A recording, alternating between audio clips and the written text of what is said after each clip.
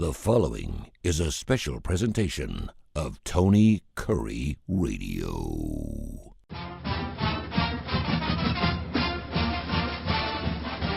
Welcome back to the UAB Director's Chair. It is Mark Ingram on the left-hand side of the screen, Tony Curry here. And, of course, if you're listening on our podcast, you're not watching our YouTube channel, the Tony Curry Radio YouTube channel, then you're actually listening in your left-hand side and listening in the right side, which is great either way. We're available wherever you get your favorite podcast. And, of course, we love it when you listen to the TKR app. The show is played at least 5 times a week. I think it's 3 o'clock Monday through Friday right here on Tony Curry Radio. Mark, how you doing, brother? What's going on? Happy summer to you. How you doing? Everything, I guess we're inside 90 days, and it just seems like every time we do a show, we're just getting a little bit closer. But how are you? Everything good?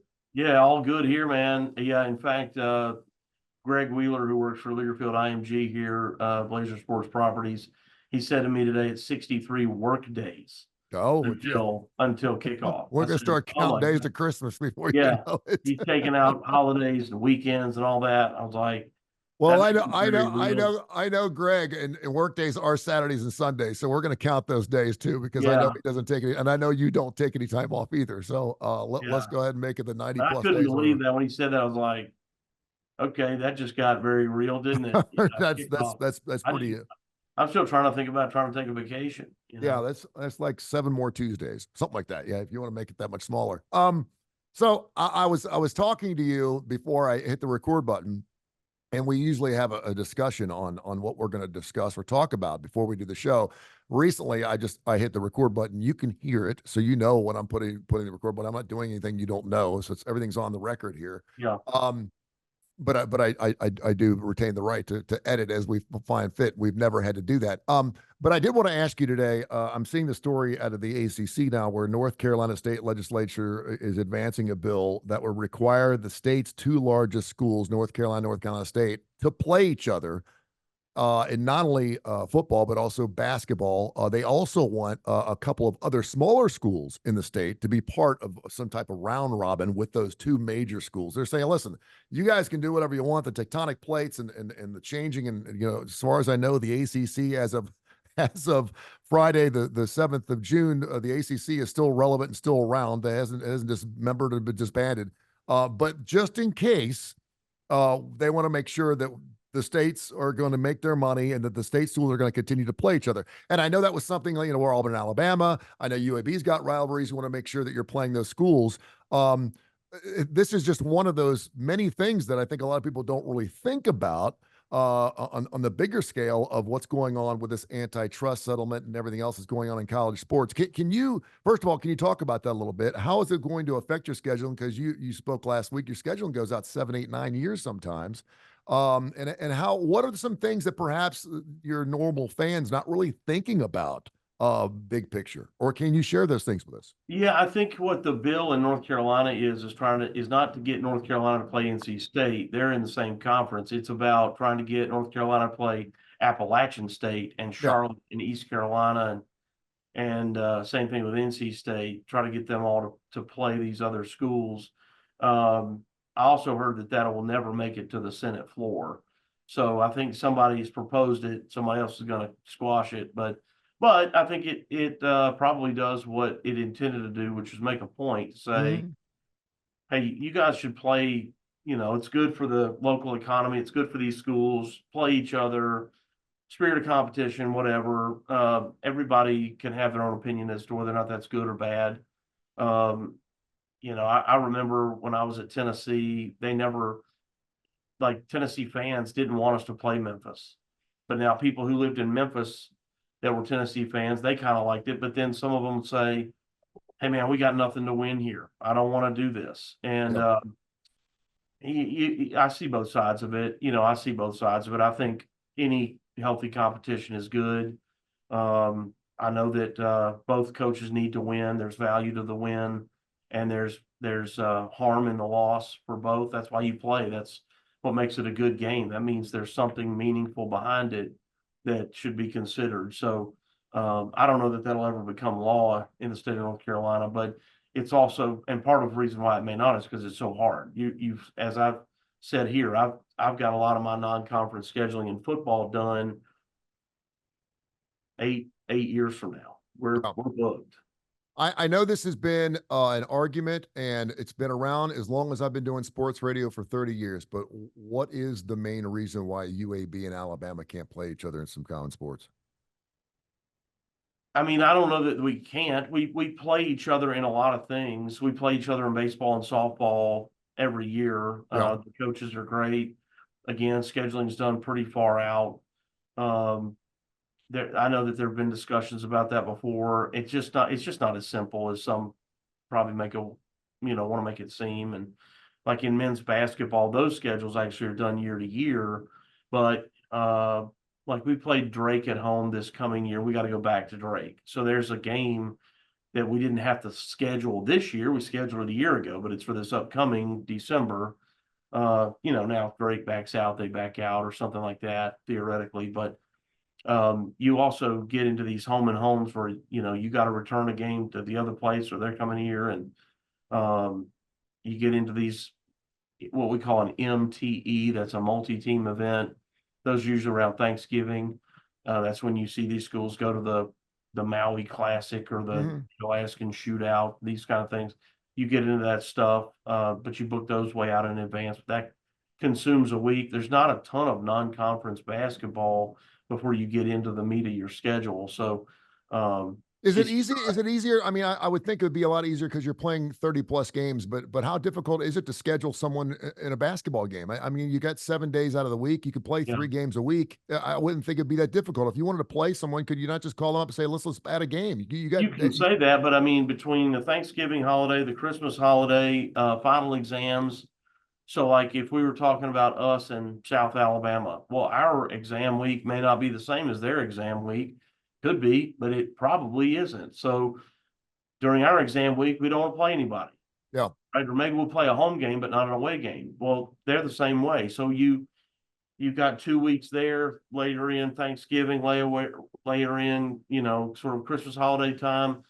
There's just not as many, it's just not as many as you think. And we don't start playing until the first week of November. So you don't, and then you get into conference either the last couple of days of December or definitely by the first or second day of January. So you don't have 2 months. You've got more like 5 weeks to schedule your non-conference schedule in there. Now you got me. Mark Ingram joined us here, of course, as the UAB athletic director. You know that this is called the UAB Director's Chair. It runs every week on Tony Curry Radio, and of course, wherever you get your favorite podcast, right here on the YouTube channel. You got me fired up when you brought up this thing several months ago, and we get emails about it almost every single week about doubling the number of teams in the NCAA basketball tournament. Now that the NCAA has gone through this lawsuit. And we have settled things out. And obviously, they've lost a little bit of their backbone, if not most of it. And that is their grand moneymaker. They make nothing from the CFP. It's a totally different entity. Do you see a push now for them to want to add a game or perhaps add another 64 teams or to a field? And I don't hear anything about that. It's everyone I've talked to, and they hear us speaking. They're like, ask Mark about that again, because I think it's a great idea.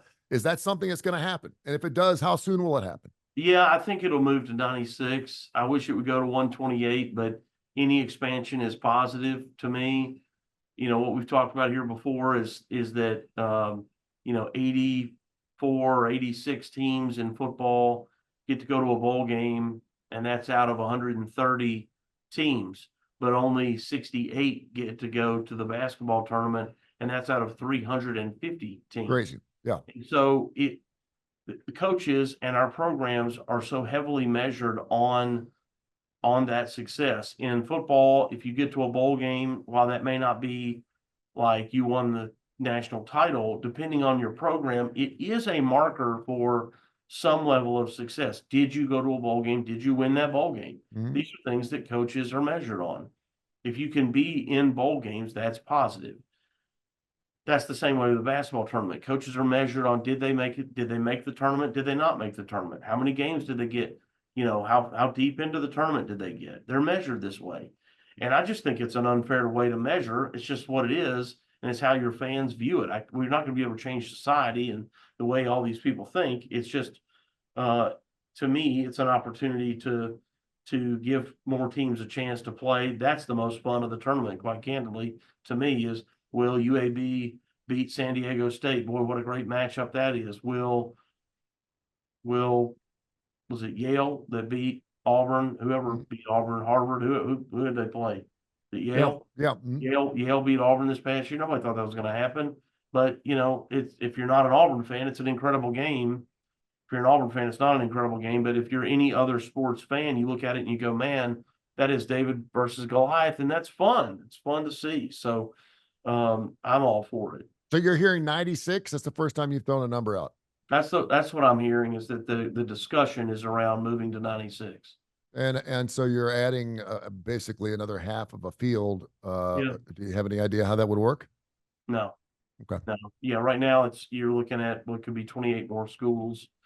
I hope that they'll look at it, equitably. I don't think anybody wants to see the 12th Big Ten team in the tournament. I'm not for expansion so that we can see, the number 11 Big Ten or SEC team. That's not what people want. What people want is that second, call it the American Conference championship game loser, the second team, that didn't win the championship but was in the championship game. Like, that's a good basketball team. Like, that's who I want to see in there. Do you like the idea of doing away with divisions, just having the top two teams from each conference? Because as these conferences get bigger, the SEC is going to that.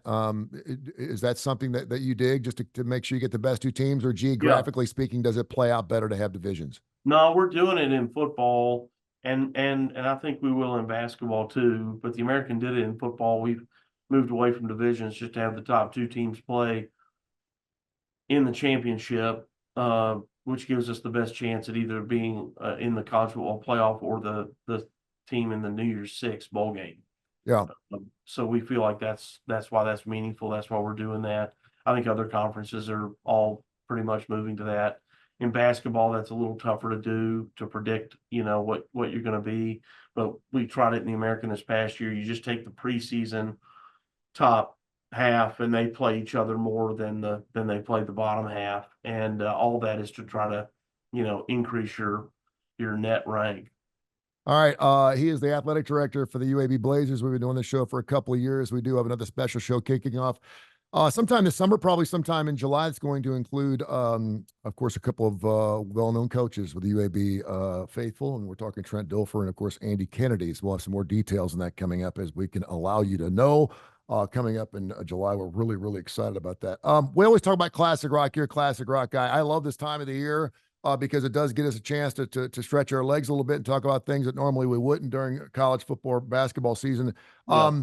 I saw this story and I had to explain to you because I didn't want to take 15 minutes to explain to you, because if you're not into politics, I'm not, but it's hard to get away from the story. This whole Judge Alito situation, the Supreme Court justice, who evidently at his house had his flag flying upside down. We've come to find out, long story short, that his wife was the one to put his flag up upside down. He asked her to take it down, please take it down, and she did not do it. She's like, no, I'm leaving it up. She was trying to make a neighbor down the street angry, and it worked. I saw this story where Steve Perry, who I think is like 71 or 72 now, and is singing an octave lower. He has sang with a couple of bands, Toad the Wet Sprocket, I think. He's done a couple of things, where he just shows up at some shows and sings some songs. He sounds fantastic. He's really feeling it. He wants to get back on the road. Now, Journey, I don't know. I've seen Journey. I hear Journey. The guy singing for Journey is fantastic. He can sing better than Steve Perry can right now. Now, I'm not saying he couldn't do it back in the 70s and 80s, but right now he sounds as good as Steve Perry did back in the 70s and 80s.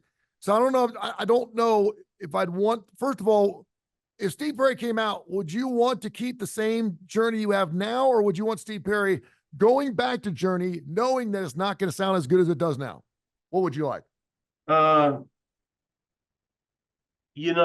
love to see Steve Perry. I mean, but the guy that's singing, I don't know his name other than the guy that's, singing for him. He's terrific. Yeah. I don't know his name, and I can't believe I don't know his name, but he sounds, it's like he does a better Steve Perry than Steve Perry does Steve Perry. Mm-hmm. And, but, Steve is who he is, and you'd like to see the real guy, the real deal. I'd love if he would get back with Journey. I doubt that will happen. We talked a little bit about that. I doubt that will happen, but I'd be all for seeing Steve. I think he's one of the all-time greats. Well, and then again, Steve did go on the road as a solo artist for a very brief period of time. There was a lot of talk that he didn't like the road at all, and that's why he got off the road. But evidently, that's not true. What I'm hearing is that his girlfriend Sherry Swafford, and that "Oh Sherry" song was about her. She actually came into the band in the fold, and she was kind of like Journey's Yoko Ono back in '86 when they had the Raised on Radio thing. And she was the one that was like, Steve, you don't need to be doing this anymore. Get off the road. You are the band. These other guys, knuckleheads, are just taking advantage of you, blah, blah, blah, blah. And it kind of broke the band up. That's what Jonathan Cain's saying. So where am I going with this?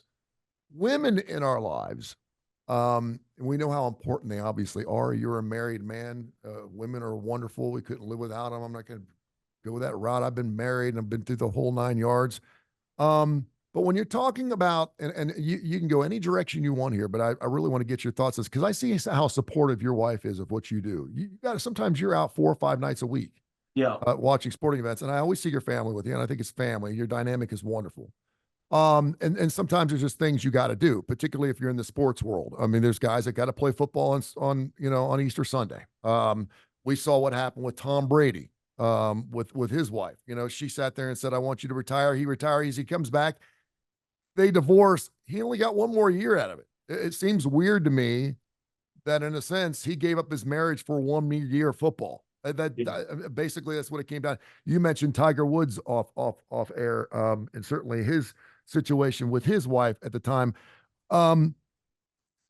Coaches, do you have wives that have a say in some things? I know your eyebrows go up. I know when a coach gets a jobbing opportunity, obviously he's going to ask his wife. Miss Terry's obviously a big part of what Nick Saban does. We know that they're very, very close, been married forever, and that's a wonderful relationship thing.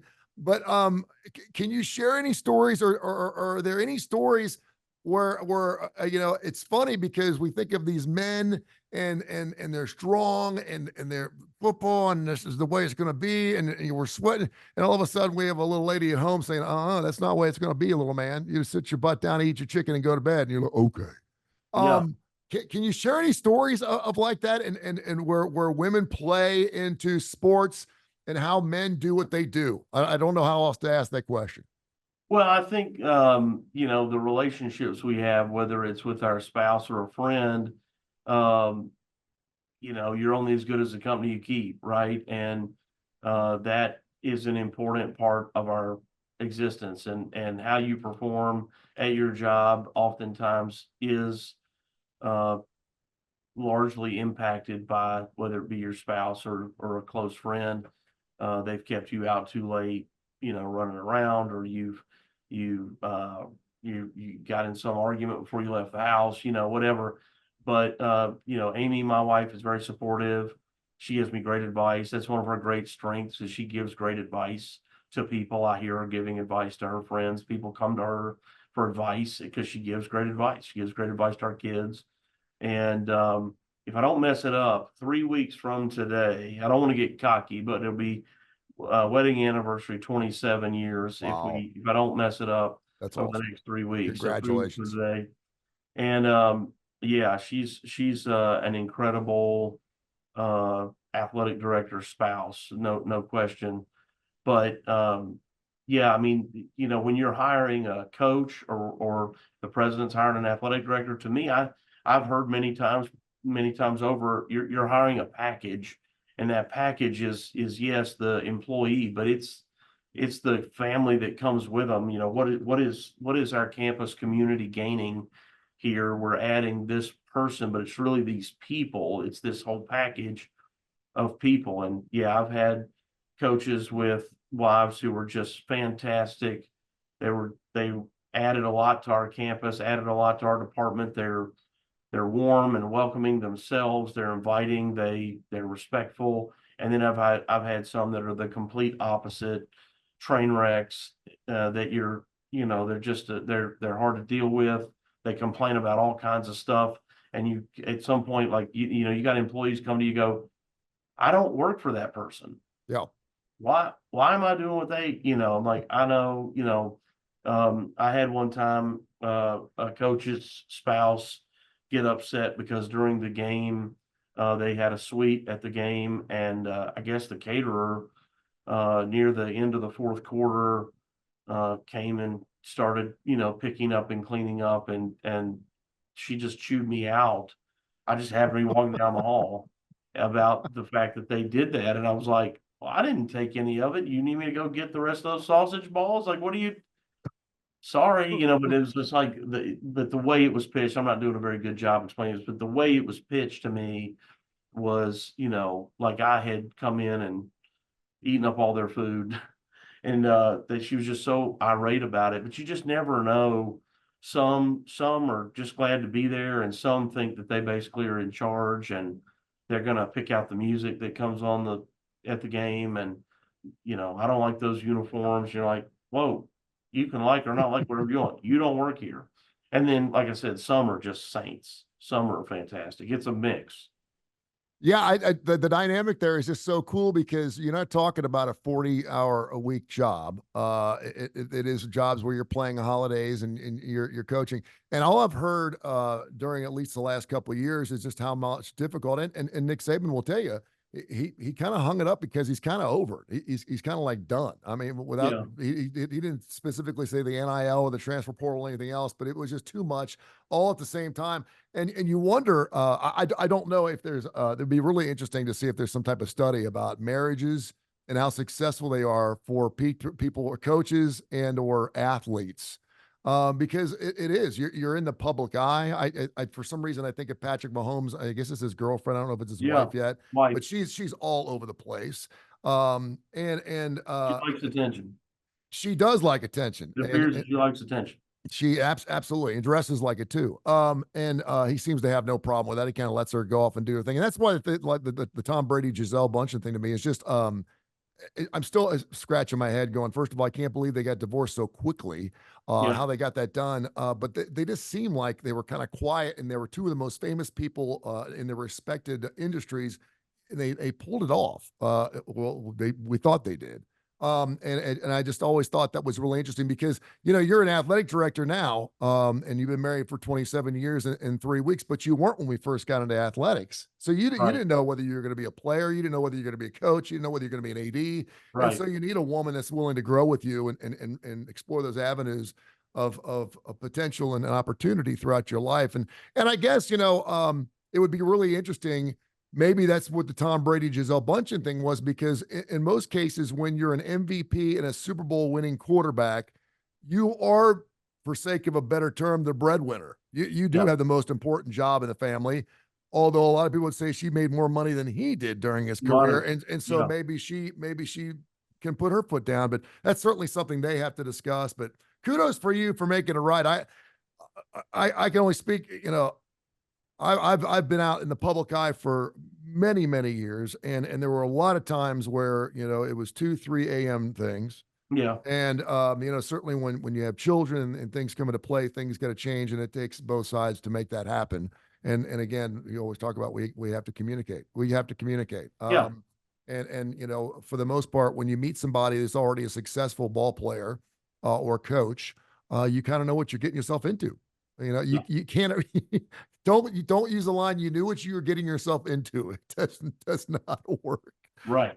She knows and he knows. And maybe we'll start seeing that as more WNBA players are becoming Yeah. more famous. And Now I will say this. I had one time, I'll tell the story. This is funny. That I can remember once in our marriage where I went out on a guy's night out. So we were living in Missouri. I was at the University of Missouri at the time, and our kids were little, and I had this friend who, I guess him and like his college friends, I don't know, it was every other month they would just have a guy's night out. They just go up to the local restaurant, have a few. I took it as they went up there without their wives and kids, had dinner, a couple beers, and went home. Yeah. So Amy encourages me. She's like, "You should go with them. That'll be fun. You never do that. You should go." Okay, so I got the friend. I don't know his two college friends. I don't know them. I think maybe I'd met one of them once.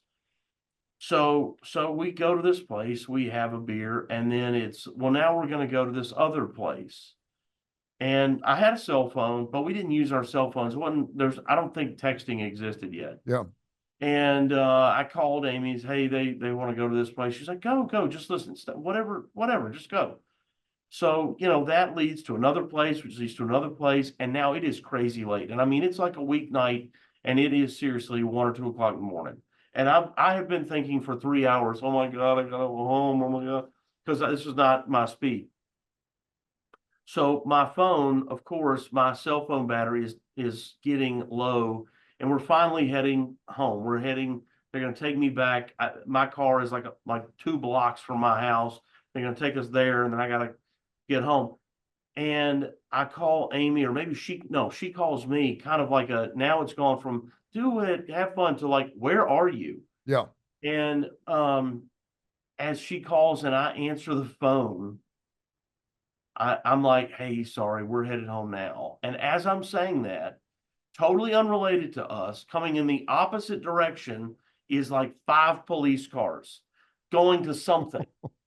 Right? They're going in the other direction. You can hear the It has sirens. nothing to do with us. But I mean, the sirens are, and so all Amy can hear in the back is, I don't know, one of these idiot friends of my buddy.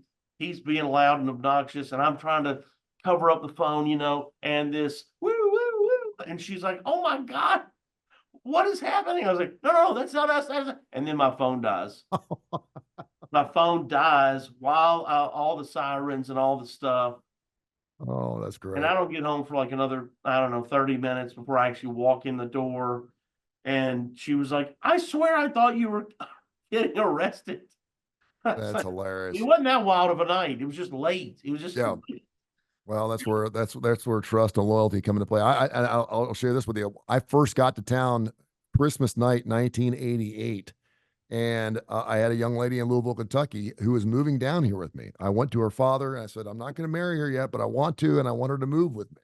So I had his blessing. I mean, I was doing everything right. And she came down and moved down here in March or April. Well, the first night she was in town, I had to be the MC for the Miss Hawaiian Tropic Beauty pageant at Jitterbugs. Tough duty. Yeah. And, I'm getting paid, $150 an hour. I'm making some extra money on the side. It's where I wish I had $1 for every one of those gigs I did in the last 35 years. And so she hears me on the air talking about join me out here for this blah, blah, blah, blah. And she's like, you ain't going. And I said, and I got off the air at 7:00. I needed to be there at 8. And I'm like, what are you talking about? She's like, you're not judging some bikini contest. You do that, it's over. And then it was her first night in town. So I call my boss and I'm going, and I'm this young 21-year-old firecracker. And I'm calling my boss and I'm like, hey, listen, is there any way? And he's like, no, they're doing this for you. He's like, if you don't show up, you're fired. Yeah. And I said, you're putting me between a rock and a hard place. And obviously it didn't work out, but I'll never forget that. I remember her putting her foot down saying, you're not going. I was like, this is what I do for a living. I said, in case you don't know. And I had done that. She lived in Louisville, Kentucky. I did it in Louisville, Kentucky once or twice a week. So she knew what I did. Yeah. But that just goes to show it didn't last much longer than that. But we love the ladies in our lives. And I'll tell you this, man, and there's nothing better than after having one of those late nights and tough days and stressful days at work, having that beautiful, understanding, honorable, and loyal wife and or girlfriend waiting for you at home. So congratulations on your 27 years. That's fantastic. Not there yet, Tony. Don't get cocky. One day at a time. Not there yet. All right, UABsports.com. UABsports.com is the way to go. And of course, we're just rolling right through summer. We continue to do our show. info@TonyCurryRadio.net. Send those email questions, and I'd love to see those info@TonyCurryRadio.net. And also, of course, our other show with UAB. Beyond stoked and excited for this thing coming up in July. Details coming up shortly. Thank you, sir. Appreciate you. Have a great week. Yeah, man. Thanks. You too.